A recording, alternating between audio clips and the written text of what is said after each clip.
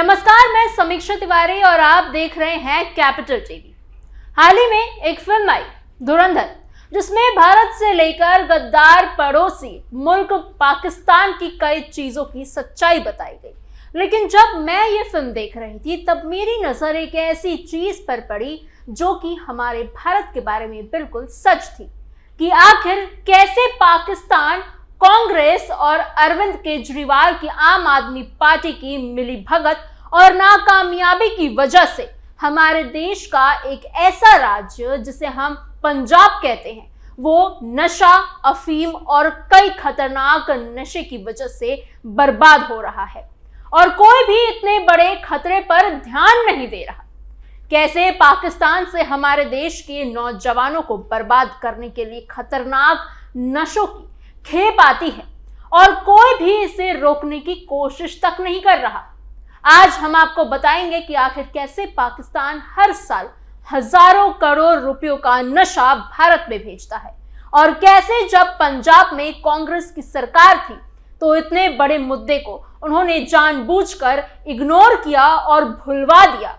और तो और आम आदमी पार्टी के भगवंत मान की सरकार में भी इतने बड़े मुद्दे पर कोई नजर नहीं डाली गई। आज आपको बताएंगे ये सब कुछ हम अपनी स्पेशल स्टोरी में। पंजाब भारत का एक ऐसा राज्य जिसे हम कृषि की भूमि भी कहते हैं, पर कैसे कांग्रेस की 15 साल की सरकार ने और आम आदमी पार्टी की सरकार ने पंजाब को नशे में झोंक रखा, इसके बारे में जानकर आप हैरान हो जाएंगे।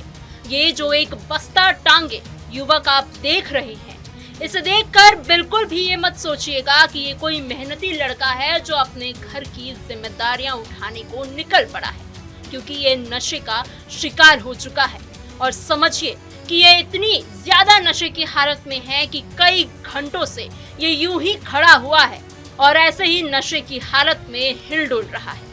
ये इकलौती तस्वीर नहीं है, एक और वीडियो देखिए जिसमें ये महिला भी उसी लड़के की तरह नशे में घंटों से खड़ी हुई है। तस्वीरें यहीं खत्म नहीं होती, बल्कि एक और वीडियो देखिए जिसमें एक और लड़का उसी प्रकार से नशे की हालात में खड़ा हुआ था और जैसे ही वीडियो बनाने वाला युवक उसे रोकने की कोशिश किया तो फिर वो अचानक से नशे की हालत में घबराकर आगे बढ़ने लग गया। एक और युवक की वीडियो देखिए जो बिल्कुल उसी हालत में नशे में खड़ा हुआ है। अब ऐसे में सवाल उठता है कि आखिर इन लोगों तक ये नशा पहुंचा कैसे? कौन है इस साजिश के पीछे? कौन पंजाब को उड़ता पंजाब बनाना चाहता है? आखिरकार क्यों पंजाब की पिछली सरकारों से लेकर अब तक की सरकारों ने इस पर ध्यान नहीं दिया? राहुल गांधी पंजाब पर क्यों कुछ नहीं बोलते? पंजाब के सीएम मान कौन सी नींद में सोए हुए हैं? देखिए, सवाल तो उठेंगे क्योंकि पाकिस्तान से सटी सीमा के रास्ते ड्रोन के जरिए हो रही नशा तस्करी ने पंजाब की कानून व्यवस्था के सामने नई और काफी गंभीर चुनौती खड़ी कर दी है।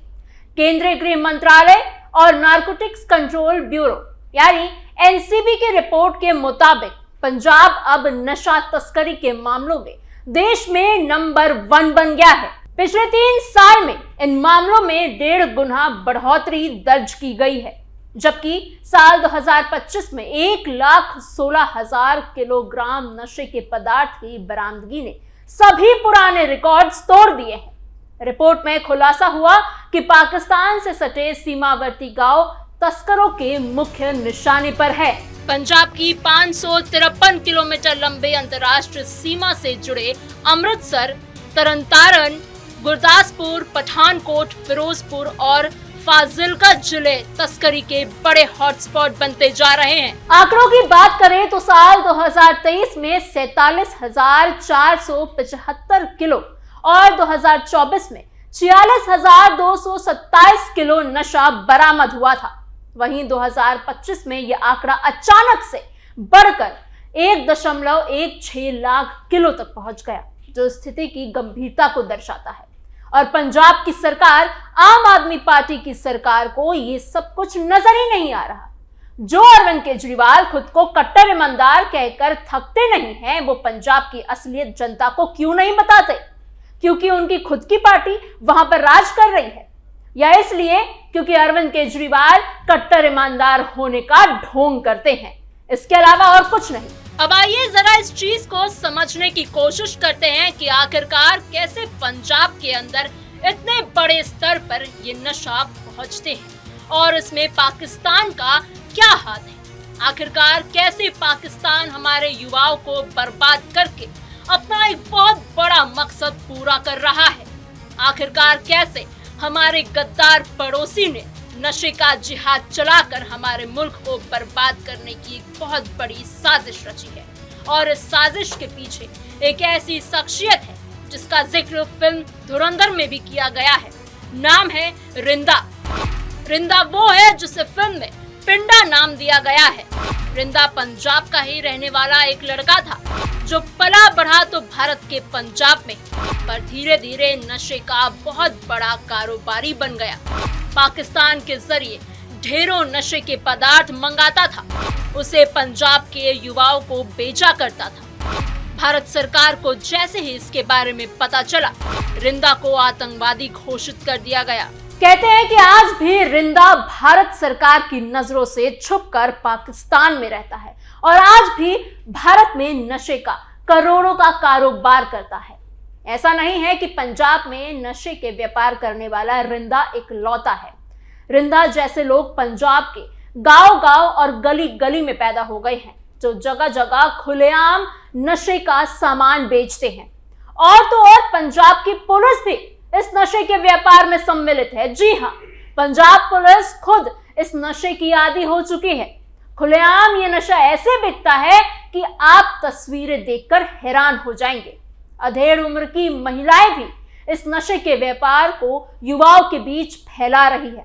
खुलेआम तोल मोल कर युवाओं को ये नशे का सामान बेच रही है और वो भी चंद रुपयों के मुनाफों के लिए युवा गलियों में खड़े होकर नशे के सामान की खरीदी और बिक्री कर रहे हैं। और यही कारण है कि पंजाब अब उड़ता पंजाब बन गया है। सबसे पहले आप इस महिला की ये वीडियो देखिए, कैसे ये खुलेआम बाहर निकलकर नशे के पदार्थ को बेच रही है और इसके अंदर खौफ इतना खत्म हो चुका है कि उसे जमाने के सामने एक खुली दीवार पर रख के तोलती है और बेच रही है। और एक और वीडियो देखिए, कैसे युवकों का झुंड खुलेआम गली में घेरा बनाकर नशे के व्यापार की खरीदी बिक्री कर रहा है। अब ऐसे में सवाल उठता है कि इस बीच पंजाब पुलिस और उसका प्रशासन क्या कर रहा है? तो जवाब है कि वो खुद भी इस नशे का आदी हो चुका है। ये वीडियो देखिए।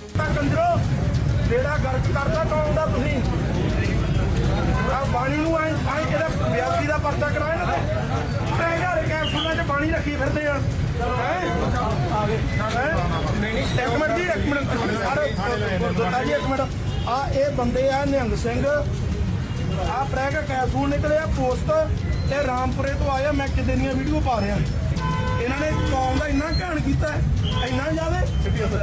हाँ, ये तो पर्चा फुल होना चाहिए कार्रवाई। हाँ, इन्हां दी।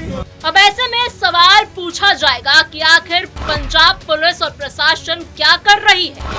क्या ये तस्वीर पंजाब पुलिस तक नहीं पहुंची? तस्करों के ऊपर कोई एक्शन क्यों नहीं लिया जाता? पंजाब पुलिस भी इस नशा माफिया गैंग से डरा हुआ है? क्या पंजाब की सरकार का इसमें कोई मिली भगत है? आइए जरा कुछ आंकड़ों पर नजर डालते हैं। पंजाब को कैसे पहले नशे में उड़ता पंजाब बनाया गया और अब इसे रुकता पंजाब बनाने की तैयारी है। पंजाब में नशे की समस्या बर्बादी पर उतर आई है और विधवाओं के गांव बनने लगे हैं। छोटे छोटे बच्चे नशे के ओवरडोज से मारे जा रहे हैं और पंजाब कुछ भी नहीं कर रहा। सरकार कुछ नहीं कर रही क्योंकि पंजाब की सत्ता पंजाब को इस नशे का आदी खुद बना रही है। पंजाब में फैल रही ये नशीली बर्बादी उस विचार ने पैदा की जिसे खालिस्तान कहते हैं। और दुख की बात तो ये है कि पंजाब आज भी उसी स्थिति में बैठा है जिस स्थिति में खालिस्तानी लहर से पहले बैठा हुआ था। सवाल ये है कि कैसे पहुंचा पंजाब के युवाओं की नसों में ये नशा? कौन तैयार कर रहा है ये जीवित शव? कैसे ये समस्या भारत बर्बादी तक जा सकती है? आंकड़ों के जरिए समझते हैं कि आखिर कैसे पंजाब को बर्बाद किया जा रहा है। अगस्त 2023 में राज्यसभा में प्रस्तुत किए गए आंकड़ों के अनुसार पंजाब में 28,417 ऐसी रिपोर्ट सबमिट की गई जो नशे से संबंधित थी। 2015 सर्वे के अनुसार पंजाब में उस समय 2,32,856 ऐसे नशाखोर थे जो नशा किए बिना नहीं रह सकते थे। 8,50,000 एक्टिव नशाखोर थे। नशीली चीजों को खरीदने में 7,500 करोड़ रुपए खर्च किए गए थे। 2016 में बीएसएफ ने 230 किलो हेरोइन पकड़ी थी। 2020 में यही आंकड़ा बढ़कर 517 किलो हो गई। तो देखा आपने कैसे एक सुनियोजित साजिश के तहत पंजाब को नशे के दलदल में ढकेला जा रहा है। कैसे हमारे युवाओं के हाथों से किताबें छीनकर उन्हें ये जहर थमाया जा रहा है। और सबसे शर्मनाक बात यह है कि जिनके कंधों पर इस राज्य को बचाने की जिम्मेदारी है, वही या तो गहरी नींद में सो रहे हैं या फिर आंखें मूंद कर इस बर्बादी को बढ़ावा दे रहे हैं। आज सवाल सिर्फ पंजाब का नहीं है, सवाल पूरे भारत के भविष्य का है। क्योंकि अगर आज पंजाब जलेगा तो कल इसी आग में पूरे देश को झुलसना पड़ेगा। ये सिर्फ एक राज्य की समस्या नहीं है, ये देश की सुरक्षा, समाज और आने वाली पीढ़ियों के अस्तित्व का सवाल है। कब तक चलेगा ये नशे का काला खेल? कब तक नेताओं की चुप्पी युवाओं की जान पर बनती रहेगी? कब तक सिस्टम अपनी जिम्मेदारियों से भागता रहेगा? और कब तक पाकिस्तान की साजिशों पर हमारे ही लोग पर्दा डालते रहेंगे? आज पंजाब का हर गांव, हर शहर इस जहर की चपेट में आता जा रहा है। नौजवान बर्बाद हो रहे हैं, परिवार टूट रहे हैं और सरकार सिर्फ बयानबाजी में लगी हुई है। अब वक्त आ गया है जवाब मांगने का, सख्त कार्रवाई की मांग करने का और इस नशे के पूरे नेटवर्क को जड़ से उखाड़ फेंकने का। क्योंकि अगर अब भी हम नहीं जागे, अगर अब भी हमने आवाज नहीं उठाई तो आने वाली पीढ़ियां हमें कभी माफ नहीं कर पाएंगी और इतिहास इसी चुप्पी को हमारी सबसे बड़ी गलती के रूप में याद रखेगा। आपको हमारी ये खबर कैसी लगी? हमें कमेंट बॉक्स में अपने सोच विचार जरूर बताइएगा। ऐसे ही और खबरों के लिए बने रहिए कैपिटल टीवी के साथ।